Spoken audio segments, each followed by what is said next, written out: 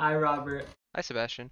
Throughout the semester, we've worked on many different projects ranging from a 15-second PSA to a 40-minute podcast, or I think a little bit more than that. Out of all these projects, which one did you have the most fun with and why? Yeah, I found the projects to be really cool this semester. I remember filming some of the stuff with my brother because I didn't really have anybody around during the whole pandemic. Although we're kind of getting out of it now, but still. Either way, I had really fun with the podcast. The two of us talked a lot and talked a lot about the different topics we had in there. Um, and I've been recently recording the final for the class, and it's a lot of work. Well, right now I've just been like recording it, which is just me playing the game, but I have to edit down like 40 hours in the next week, so on top of all the other finals, but it was still a lot of fun to film it all, so. That's pretty good. I'm trying to think what my favorite project would be. I definitely enjoyed the podcast, just kind of sitting there and releasing the thoughts that no one asked for into the world. I definitely like that. But I also really liked filming the PSA because I got to go outside Yeah, I had fun editing it on my end. That's pretty good. with the color grading. You're going crazy on that. Yeah, I added color grading. Like you just gave me the footage, and I was just like, oh, I can add a little more of like what I would think would add to it, and I think it did a good job at the end of the day. In our screenwriting class, we spent the semester dissecting elements of the creative process and many different aspects that create the story. Personally, in your opinion, what is the most crucial part of the making of a good, engaging story? I feel like when you're writing a story and you really want it to connect with people. I feel like I'm speaking like I'm a veteran. I don't know anything when it comes to this, but I'm still learning. But I feel like the most important part or the most integral part of a story are the characters. I feel like most of the time I walk away from a film or a TV show. After a month, I'll forget the plot. Like if you ask me the plot to The Haunting of Hill House, if I think hard enough, eventually I'll think like what happened during those episodes. But it's all about the characters. When you have really engaging and layered characters, those stick with you more than the story. Because I feel like that's who we connect to as we go through whatever's happening. Bringing up The Haunting of Hill House, I might not remember the story, but I remember each of the characters vividly and sort of the emotional arcs that they went on throughout the show. Um, so definitely, I feel like for me, that's the most important part. And when I, write for like our screenwriting class or just in general, I always like take a moment and I'm like, okay, does this character have like emotional depth? Do I just like to take some time to focus on the characters because I feel like for me that's the most important part. But it definitely changes. Yeah, characters definitely help make the story. If you have a story without characters, it's kind of just environment and Yeah, yeah, not really a story. because you can have like this really cool story, this concept going, but if you're following this like really bland, 2D, one-dimensional person, just kind of go, you're not really engaged. There's not really stuff to keep you rooted or connect with, like, the character and the stuff they're going through. So I feel like for me, that's you want to make sure that there's layers to that, like an onion.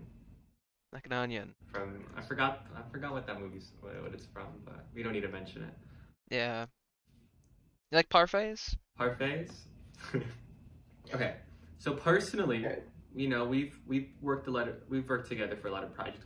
We had time to talk. So personally, I know that you've been interested in the more technical aspects of filmmaking, editing, audio.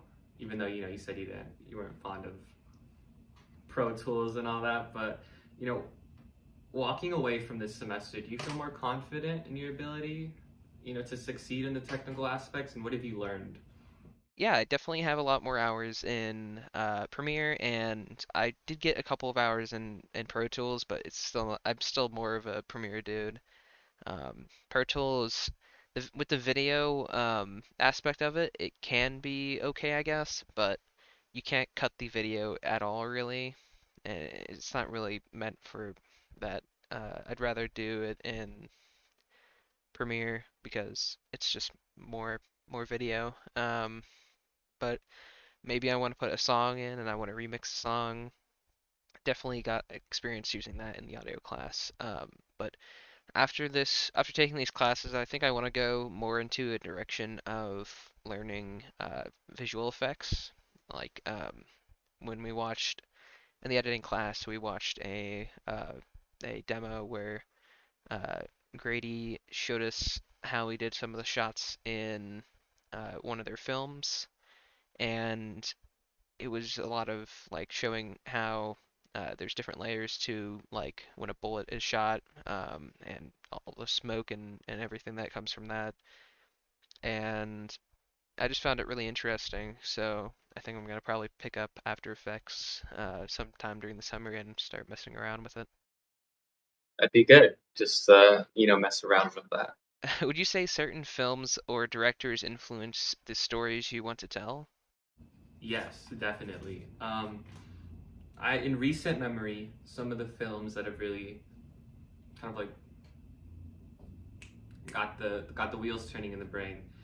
Moonlight, Coda, When They See Us. That's a show, but I really love how now I'm seeing more films about stories that aren't traditionally told or haven't been told in the past, and sort of um, shedding light on things like we've never really seen before. Moonlight, I feel like I talk about that film so much.